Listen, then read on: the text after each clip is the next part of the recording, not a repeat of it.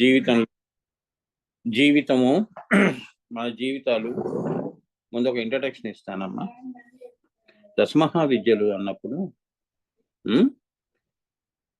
అమ్మవారు నవరాత్రులు కానీ ఇటువంటివి, అలానే దశావతారాలు, ఇవన్నీ కూడా దేనికి సంబంధించినవి అన్నప్పుడు ఈ సృష్టికి సంబంధించినవి ఈ దశమహావిద్యలు.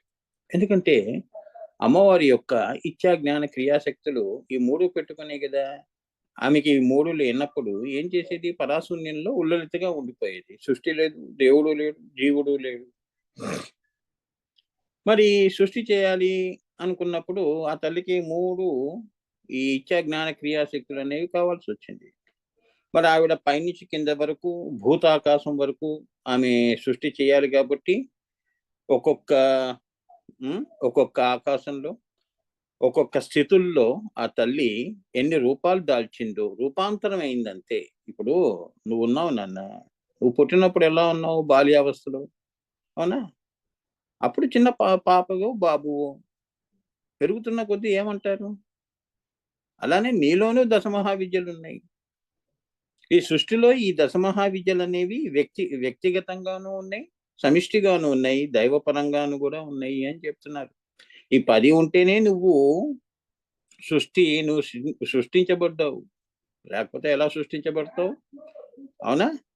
పరాశూన్యము, అవ్యక్తాకాశము, మహదాకాశాలు, అలానే తన్మాత్రాకాశాలు, ఇవన్నీ కలిపి నీలో ఈ దశమహాశక్తులన్నీ కూడా నీలో ఉన్నాయి కాబట్టి నీకంటూ ఒక నామరూప ఇది, అలానే ఒక జగత్తు, నామరూప జగత్ అనేది వచ్చింది. సో అక్కడ ఏమున్నాయో మరి నీలోనూ అవే ఉంటాయి కదా. చెప్పండి. సరే, ఇంకా విషయానికి వస్తే, మరి అమ్మవారు ఇన్ని ప్రతి వ్యక్తిలోనూ కూడా ఆ తల్లి ఈ దశమహా విద్య రూపాల్లో, ఉదాహరణకి ఈ అమ్మవార్లు 10 మంది ఉన్నారు. ఇందులో మొదటిగా వచ్చేది కాళీ అమ్మవారు. కాళీ అన్నప్పుడు మనం ఎప్పుడు గుర్తుంచుకోవాల్సింది కాలము, ద టైం. ఏమిటది? The time. దేనికి కూడా ఈ అమ్మవారి గనక ఉపాసన చేస్తే భయము అనేది ఉండదు, అభయము ఉంటుంది.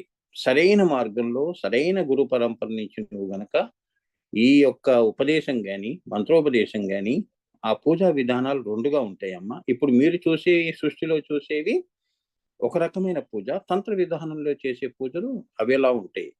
ఈ అమ్మవార్లు కింద వరకు కూడా, ఈ భూమి వరకు, ఆ అమ్మవారు పరాశూన్యం నుంచి భూమి వరకు కూడా ఈ తల్లి చేసే కార్యక్రమాలు, ఆ తల్లి చేసే ఈ సృష్టిలో ఆ తల్లి పాత్ర ఏమిటి, ఆ కాలము అనే పాత్ర ఏమిటి, ఆ తల్లిని గనక మనం శరణు జొచ్చాము అన్నప్పుడు ఆ తల్లి మనకి ఏ విధంగా మనని ఆదుకుంటుంది, ఆమె ఎన్ని రూపాల్లో ఉంటుంది.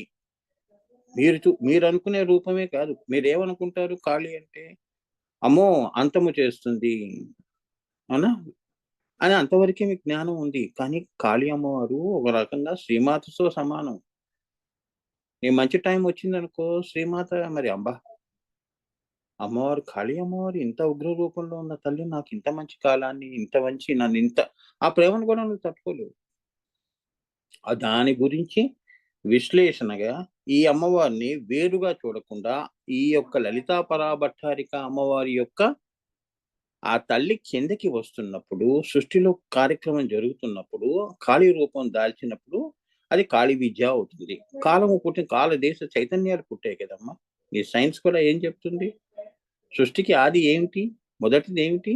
కాలము, దేశము, చైతన్యము. ఇవి లేకుండా సృష్టి ఎక్కడుందమ్మా? Simple science. దేనికి భయపడకూడదమ్మా. ఈ సృష్టిలో మృత్యు దాకా కూడా ఇచ్చే అజ్ఞాన క్రియాశక్తులు, అలానే ఏది సృష్టి, స్థితి, లయ, ఈ 3 జరగవలసినవి నాన్న. ఎందుకు మనం భయపడాలి? దేనికి భయపడాలి? కాలము ఒకే రకంగా ఉంటుంది. నీ వరకు నీ టైం వచ్చినప్పుడు నీకేంటంటే భయము, ఆందోళన, ఒంటరితనము, ఇవన్నీ కూడా ఎందుకు వస్తాయి అంటే, దాన్ని నువ్వు, ఆ కాలాన్ని నువ్వు నీకు అనుగుణంగా మార్చుకునే శక్తి, ఆ విద్య నీకు తెలీదు. మరి అది ఎవరిస్తారు స్వామి అంటే కాళీ అమ్మవారే. అందుకే కాళీ ఉపాసన అన్నారు. అందుకే 24 గంటలు నేను నవ్విస్తూ నిన్నెప్పుడు సంతోషంగా పెట్టేది ఆ కాళీ అమ్మవారి యొక్క బీజమే. ఏమో క్లీం క్లీం ఓం క్లీం ఓం ఓం క్లీం ఓం. కాకి రాకి లాకి తేడా లేదమ్మా, రెండు ఒకటే. అది దాని గురించి ఇప్పుడు నేను చెప్తాను. ఇవాళ మొదటిగా కాళీ విద్య కొంత చెప్పాను అనుకుంటాను, అయినా మళ్ళీ మొదటి నుంచి వచ్చి చెప్తాను, ఎంతవరకు తీసుకెళ్తుందో చూద్దాం. అమ్మవారు కాళీ విద్య, శ్రీమాత్రే నమః. కాళీ విద్య దశ మహావిద్యల్లో మొదటిది. ఈ పాయింట్ గుర్తుంచుకోండి. మీరు అమ్మవారి దశ మహావిద్యలు చెప్పేటప్పుడు ఈ కాళీ విద్య మొదటిగా వస్తుందమ్మా. ఈ 10 మంది అవతారాల్లో ముందుగా కాళీ అమ్మవారు. ఓం కాళీ మాతయ్యై నమః. కలకత్తా కాళీ తెలుసు కదా, నువ్వు ఒంటరిగా చూడగలుస్తావా? చూడలేవు. ఎంత ఉంటుంది తెలుసా విగ్రహం? అందుకే బయట బోర్డు కూడా పెడతారు. హార్ట్ పేషెంట్లు కానీ భయస్తులు కానీ దర్శనానికి అర్హత ఉండదు, దర్శనం చేయించరు. ఏదో బయట నుంచి దండం పెట్టుకుని వెళ్ళిపోవటమే.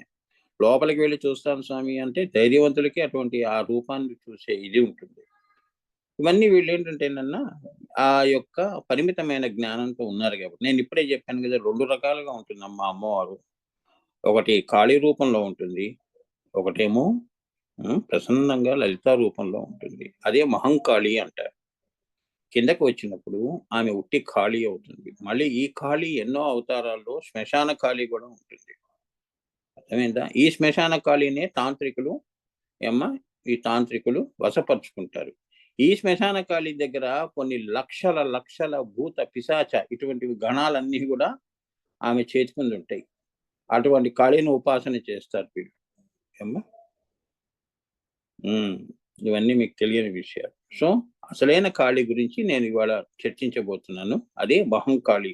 నేను భూతాకాశం వరకు అమ్మవారి మహంకాళి స్వరూపం గురించే చెప్తున్నానమ్మా. కింద భూమి మీదకి వచ్చినప్పుడు ఆ శ్మశాన ఖాళీల గురించి, ఆమె యొక్క సైన్యం, ఆమెకు ఒక సైన్యం ఉంటుంది. భూతాలు, పిశాచాలు, జిన్నులు, ఇటువంటివన్నీ మక్లూఫ్లు అంటారు. ఇవన్నీ ఎక్కువ చాలా మంది దీన్ని వశపరుచుకుంటారు.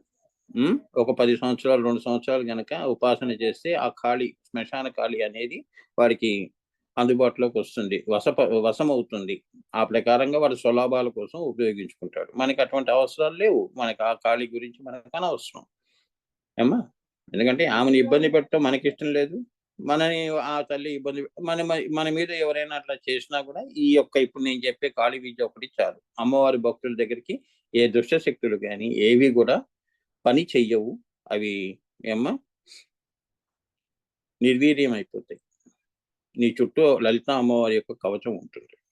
అందుకే నువ్వు ధైర్యంగా ఎక్కడికైనా వెళ్ళొచ్చు. అది మన గురు పరంపర మనకి ఇచ్చిన వరం. అన్ని వరాలు పొందుతుంటాం కానీ నాకేమి రాలేదంటాం. అదేగా మన మానవుడి యొక్క తెలివితేటలు. అన్ని పొందుతాం. మరి ఇప్పుడు మన టైం కాలం మంచిగా ఉంది కాబట్టి కదా మనందరం సమావేశమే అన్ని విషయాలు మాట్లాడుకుంటున్నాం. ఆ తల్లి అనుగ్రహిస్తేనే కదా ఇప్పుడు కాళీ విద్య గురించి తెలుసుకుంటున్నాం. అనుజ్ఞ లేకపోతే ఎందుకు మాట్లాడుకుంటాం? అమ్మవారి యొక్క అనుగ్రహం అలా ఉంటుందమ్మా. ఆమె ఆజ్ఞ లేకుండా ఏమీ జరగవట. ఇప్పుడు అవన్నీ నేను చెప్తాను, ఆశ్చర్యపోతారు. 3 పేజీలు ఉంది ఇది కాళీ విద్య. 2.5 పేజీలతో నేను ఎంత డీటెయిల్స్ ఇవ్వాలో నేను ఇవాళ ఇస్తాను. కానీ మీకు ఓపిక ఉండాలి విని దాన్ని అర్థం చేసుకుని. ఎప్పుడు గుర్తుంచుకున్నామ్మా, జీవితంలో అన్ని సగం సగం సగం సగం తెలుసుకొని కనుక మీరు జీవితాలు గడిపారు అంటే జీవితం అస్తవ్యస్తంగా తయారవుతుంది. ఏ విషయం తెలుసుకున్నా కూడా క్షుణ్ణంగా తెలుసుకోండి. అవి 10 తెలుసుకునే చోట 3 అన్నా మీరు క్షుణ్ణంగా తెలుసుకోండి. ఇప్పుడు నేను ఈ జ్ఞాన విద్య కదా ఇది, అవునా? జ్ఞానానికి సంబంధించింది. ఇందులో అన్నా క్షుణ్ణంగా పరిపూర్ణంగా తెలుసుకోండి. ఇక యోగము జ్ఞానము టైం లేదు స్వామి అంటే వదిలేయి. కానీ ఒక్క దాంట్లో అన్నా నువ్వు పరిపూర్ణత సాధించు. లేదు అంటే ధ్యానం అన్నా చెయ్యి. మంత్రోపదేశం తీసుకున్నావు అనుకో, అదొకటే పెట్టుకో. నీకెందుకు జ్ఞానంతో పని? ఏదో ఒక దాంట్లో. అంతేగాని jack of all trades master of none అన్నట్టు అన్ని నాకు తెలుసు స్వామి, విన్నాను, కొద్దిగా విన్నాను, సగం విన్నాను, పావు వంతు విన్నాను, ఈ మాటలు వద్దు. అందుకే శ్రద్ధవాన్ లభ్యతే. ఎవరైతే శ్రద్ధగా ఉంటారో, భక్తిగా ఉంటారో వారికే అమ్మవారు పలుకుతుంది. దేవుడు పలికేది అక్కడే. అంతే కదా, మనుషులు కూడా అంతే కదమ్మా. నువ్వు ఒక మంచి విషయం చెప్తున్నప్పుడు పక్కవాడు గనక సరిగా వినట్లేదు అనుకుని కోపం రాదు, నువ్వు చెప్పడం మానేస్తావు. అమ్మవారు కూడా అంతే. నీ ఇంటికి ఎంత దూరం ఇదే సూత్రం ఏమో. నా ఇంటికి అంతే దూరం. If you look at me, I look at you. అదే కదా సాయిబాబా చెప్పేది. అందుకే పూర్ణ దృష్టి అంటారు. సగం దృష్టి 2 కళ్ళు చూస్తాయమ్మా. మూడవ కన్ను అంటే అక్కడే శ్రద్ధ అనేది ఉంటుంది కాబట్టి, ఈ కింద 2 కళ్ళకి ఆ పైన దృష్టి కూడా జోడించావనుకో, అప్పుడు శ్రద్ధ అనేది వస్తుంది. అది ఏదైనా గాని, ఏ విద్యలైనా కానీ. నువ్వు మనసు పెట్టి చదువుతావు అన్నప్పుడు, అది మనసుకి ప్రతిరూపం ఏమిటి? విస్మృతి. ఓ 10 రోజులు గుర్తుంచుకుంటుంది. ఎందుకంటే దానికి వచ్చే ఆలోచనలు ఇంకా చాలా ఉన్నాయి భవిష్యత్తులో. అప్పుడు నువ్వు విన్నది ఏదైతే ఉంటుందో అది విస్మృతిలోకి వెళ్ళిపోతుంది. అదే గనక బుద్ధి అని పెట్టావనుకో, అది ఎప్పుడూ గూడా శ్రద్ధ పెట్టావనుకో, అదెప్పుడు నిన్ను అంటి పెట్టుకునే ఉంటుంది. ఇది సూత్రం. బాగా గుర్తుంచుకోండి. కాళీ విద్య కాబట్టి చాలా భక్తిగా కూర్చోవాలి. ఏమ్మా? కాళీ విద్య అంటే ఇప్పుడు నేను మోర్ థాన్ సైన్స్ చెప్తాను నేను. ఇవన్నీ గూడా భవిష్యత్తులో దృష్టిలో పెట్టుకొని నేను ఇవన్నీ ఇప్పుడు చెప్తున్నాను. ఎందుకంటే ఇప్పుడు ఈ మధ్య కాలంలో ఈ దశమహా విద్యల మీద కొందరికి ఉంటే ఉండొచ్చేమో గాని నాకు తెలీదు. బట్ నా వరకు చాలా మందిని గమనించిందేంటంటే మిడిమిడి జ్ఞానంతోని ఈ ఉపాసనలు చేస్తున్నారు. వాళ్ళకి ఒక అవగాహన కోసం చెప్తున్నాను. వాళ్ళు ఎటువంటి పూజలు చేస్తున్నారు? దాని ఫలితాలు ఎలా ఉంటాయి? ఇది విన్న తర్వాత వాళ్ళకి ఏ రకంగా అమ్మ దగ్గరికి వెళ్ళాలి, అమ్మ పూజ చేయాలి అనేది ఒక అవగాహన ఇవ్వటం వరకే నా పని. కాళీ విద్య దశమహా విద్యల్లో మొదటిది. అమ్మవారికి త్రిపుర స్వరూపము కదా! అమ్మవారు 3 స్వరూపాలు కదా అమ్మవారివి. అంటే ఆమె ఏమేమి పెట్టుకుంది? మహా త్రిపుర సుందరి కదమ్మా! త్రిపుర స్వరూపం అంటే విశ్వయోని కదమ్మా! ఆ విశ్వయోనిలో వామ, జ్యేష్ఠ, రౌద్రి ఆ త్రికోణములు, ఆ 3 శక్తులు రూపంలో అమ్మవారు సృష్టి, స్థితి, లయ ఈ మూడిటికి ఆమె మహా త్రిపుర సుందరి అని. అంటే బ్రహ్మ, విష్ణు, మహేశ్వరులకి ఈ తల్లిని ఆరాధించాలి వాళ్ళు. ఆరాధిస్తేనే ఆ శక్తులు ఇస్తుంది. వీరి ద్వారా ఈ సృష్టి జరుగుతుందన్నమాట. అది చెప్తున్నాడు. మహా త్రిపుర సుందరి స్వరూపము కదా! అందులో ఆమె ఇచ్ఛాశక్తి, జ్ఞానశక్తి, క్రియాశక్తి. ఇచ్ఛ, జ్ఞాన, క్రియాశక్తులు అని పిలువబడుతోంది అమ్మవారు. అందుకే ఆమె త్రిపుర అయింది. ఈ 3 పెట్టుకుని ఉందిగా. ఇచ్ఛా, జ్ఞాన, క్రియ. ఎందుకండి త్రిపుర అంటే? ఇచ్ఛా, జ్ఞాన, క్రియ అండి. సృష్టి చేయాలి అన్నప్పుడు ఇచ్ఛా, జ్ఞాన, క్రియ. భూతాకాశంలో నిన్ను పుట్టించినప్పుడు నీకంటూ ఒక ఇచ్ఛ, జ్ఞాన, క్రియ ఈ 3 కూడా సక్రమ మార్గంలో, సరైన మార్గంలో నడిపేది ఈ మహాత్రిపుర సుందరి అన్నమాట. అమ్మా! ఆ కాలానికి కాలముగా వస్తుంది అమ్మవారు. కాలము అంటే గుర్తుకొచ్చింది. కాలం ఎన్ని రకాలుగా ఉంటుందో అనేది నేను ఒకసారి ఫార్వర్డ్ చేశాను. మానసిక కాలము అని అది నేను మళ్ళీ ఒకసారి ఫార్వర్డ్ చేస్తానమ్మా శ్రీచక్ర. అది అందరికి డిస్ట్రిబ్యూట్ చేయి. యెస్ గురుదేవ్. మీకేం తెలుసు భూత భవిష్యత్ వర్తమానం అని ఆపేస్తున్నారు. అసలు కాలం ఎన్ని రకాలుగా ఉంటుందో అనేది నేను ఇవాళ తీసి పెట్టుకుందాం అనుకున్నాను, మర్చిపోయాను. ఫార్వర్డ్ చేసేసాను నేను. సరే మళ్ళీ నేను సెల్ నుంచి తీయాలి. ఆ కాలానికి ఆ తల్లి అధిపతి కాబట్టి మరి నీకు ఇచ్చా జ్ఞాన క్రియాశక్తులు ఇవ్వాలి అన్నప్పుడు దానికి తగ్గట్టుగా కాలం, మంచి కాలం కూడా ఇవ్వాలిగా. అమ్మా అన్ని ఇచ్చావు తల్లి, నా టైం బాగలేదు, ఏం చేస్తాం? ఇప్పుడు మనకి ఆరోగ్యం బాగుంది, అది అన్ని వరాలు అమ్మవారు ఇచ్చింది, డబ్బులు ఉన్నాయి, ఏది పడితే అది తింటాం. కానీ ఏంటంటే ఆరోగ్యం లేదంటే తల్లి, నా టైం బాగలేదు, కాలం బాగాలేదమ్మా, మందులు వేసుకుంటున్నాను. ఇదే అన్నమాట. ఇచ్చా జ్ఞాన క్రియాశక్తులు ఉన్నాయి కానీ కాలం బాగుండాలి కదమ్మా. అది చెప్తున్నాడు ఇక్కడ. చాలా జాగ్రత్తగా ఫాలో అప్ చేయండి నన్ను. ఈ దశమహా విద్యలు అనేవి ఈ మంత్రగణలు అమ్మవారి యొక్క మకుటాయమాయం లాంటిది ఇది. ఇది తెలుసుకున్నావు అంటే అసలు నువ్వు సృష్టిలో ఎక్కడికి వెళ్ళినా కూడా నీకు అజ్ఞానం అనేది ఉండదమ్మా. నీ దగ్గరే అందరూ తెలుసుకుంటారు. కాళీ విద్య గురించి చెప్పమ్మా అని. ఆ ఇచ్చా జ్ఞాన మినహాయిస్తే, ఆ ఇచ్ఛాశక్తిని, జ్ఞానశక్తిని మినహాయిస్తే, పక్కన పెడితే ఈ క్రియాశక్తి ఏదైతే ఉందో దాన్ని ఏమంటారు? క్రియాశక్తిని ఖాళీ అంటారు. మనం కూడా అదే కదమ్మా. నా టైం బాగలేదండి అంటే నా ఖాళీ అమ్మవారు నా మీద అనుగ్రహించలేదండి అని దాని అర్థం అనమాట. నువ్వు కాలము అంటున్నావు కదా, కాలము కాదు, ఖాళీ. ఆ తల్లికి పక్కగా మళ్ళీ అయ్యవారు కూడా ఉంటారు కాబట్టి కాళీ, కాలుడు ఇద్దరు ఉంటారు. కాలభైరవుడు అంటలేదు కాశీలో, అదనమాట. మరి వాళ్ళు ఆజ్ఞ ఇస్తేనే నువ్వు అక్కడ ఇచ్చా జ్ఞానం మనకుంది, కాశీకి వెళ్ళాలి. మరి వాళ్ళు ఇవ్వాలిగా, ఆ కాలం మంచి టైం ఇవ్వాలిగా. కాలుడు కాలభైరవుడు వారు అనుగ్రహిస్తే నువ్వు అడుగు పెట్టగలుస్తావు, అట్లా అన్నమాట. ఇలా సింపుల్ గా చెప్తారు. సో ఆ బీజము ఏమిటి? కాళీ అమ్మవారి బీజము. ప్రతి అమ్మవారికి బీజాలు ఉంటాయి. కాళీ అమ్మవారి బీజము ఒక యారో మార్క్ పెట్టుకొని క్రీమ్ అని రాసుకోండి. అలా క్రీమ్, KREEM,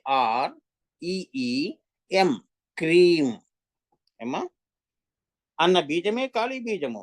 రకార లకారములకు భేదము లేదు, అందుకే క్లీమ్ అనొచ్చు, క్రీమ్ అనొచ్చు.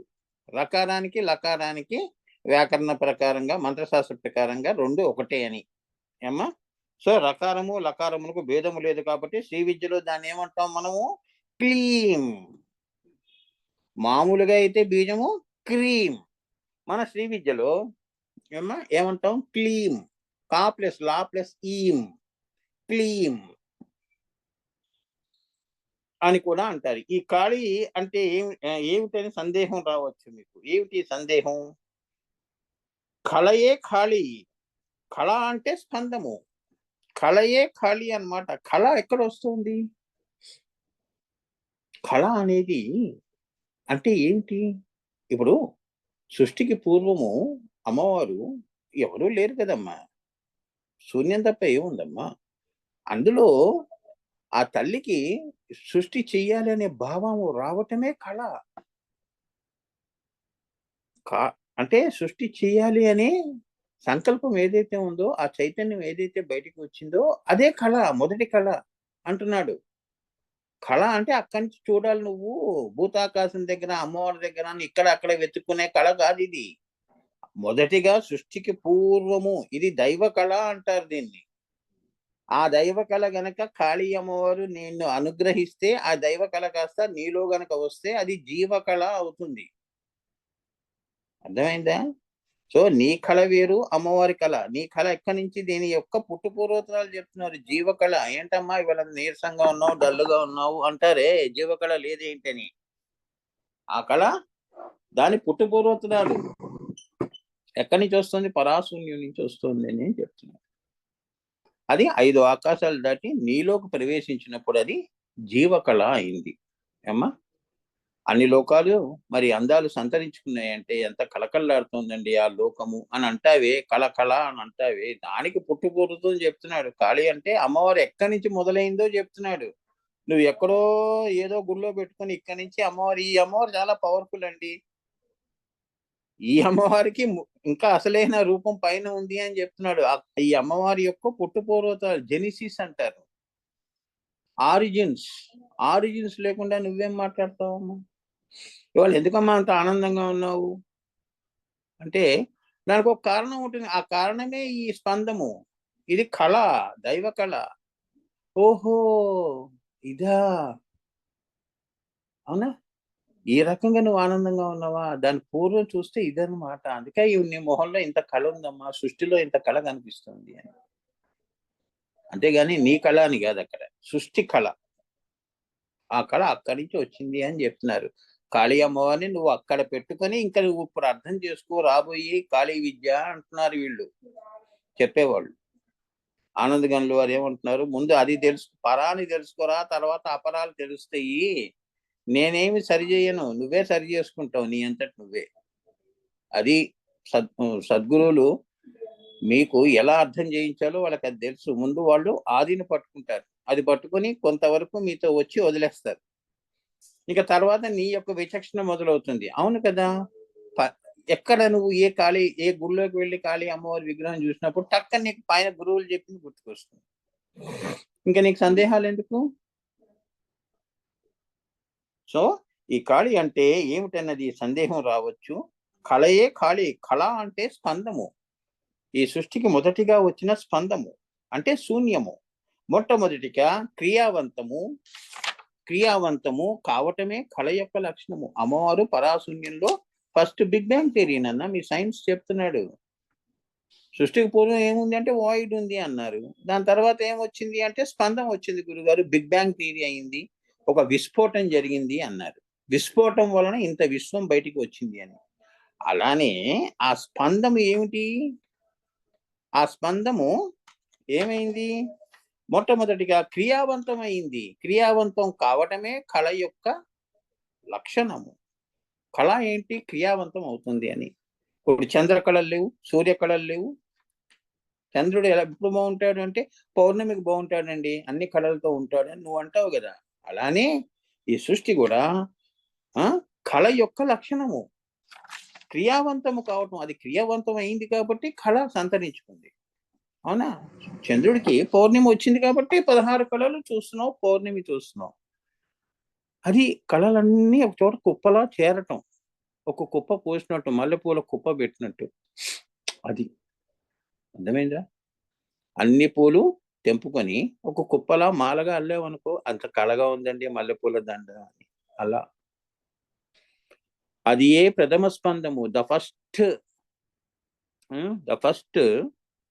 ఇది స్పందము ఏమ్మా, ఫస్ట్ బీట్. పిల్లవాడికి పుట్టంగానే ఎలా ఉంటుంది బీట్? హృదయం బీట్, హార్ట్ బీట్. అట్లా ఈ సృష్టికే మొదటి ప్రతిస్పందము, అది ఏ ప్రథమ స్పందము. అది వచ్చినది కాబట్టి ఇంత సృష్టి నువ్వు చూడగలుస్తున్నావు. ఆ ప్రథమ స్పందములో కళ పుట్టింది. ఆ స్పందంలో ఏం పుట్టింది? కళ పుట్టింది. ఏదో స్పందించిందని కాదు ఏమ్మా, ఏదో ఉందిరా ఇక్కడ, ఏదో చైతన్యము కళ ఉన్నది, అది స్పందిస్తోంది. ఆ కళ తనని తాను విభజించుకుంటూ భువనాన్ని, నామరూపాల్ని సృష్టించింది. అంటే ఈ 14 భువనాల్ని, ఈ నామరూప సృష్టిని నువ్వు ఎక్కడి నుంచి నువ్వు పేరు పెట్టి పిలుస్తావో ఆ సృష్టి అంతా అని అంటున్నాడు. ఈ ప్రథమ స్పందము నుంచి వచ్చినవి ఈ కళలన్నీ వచ్చినవి అని అంటున్నాడు ఆయన. కాళీ విద్యమ్మ, నువ్వు జస్ట్ ఇలా నువ్వు విన్నావు, దీన్ని అవగాహన చేసుకుంటేనే చాలా అమ్మవారి యొక్క కృప నీకు వచ్చేస్తుంది. కాళీ విద్య దగ్గర చాలా జాగ్రత్తగా ఉండాలి. అమ్మవారి దగ్గర శ్రద్ధగా ఉండాలి. నీకు కావాల్సినవన్నీ ఆవిడికి తెలుసు. నువ్వేం ప్రత్యేకంగా చెప్పవలసిన అవసరం లేదు.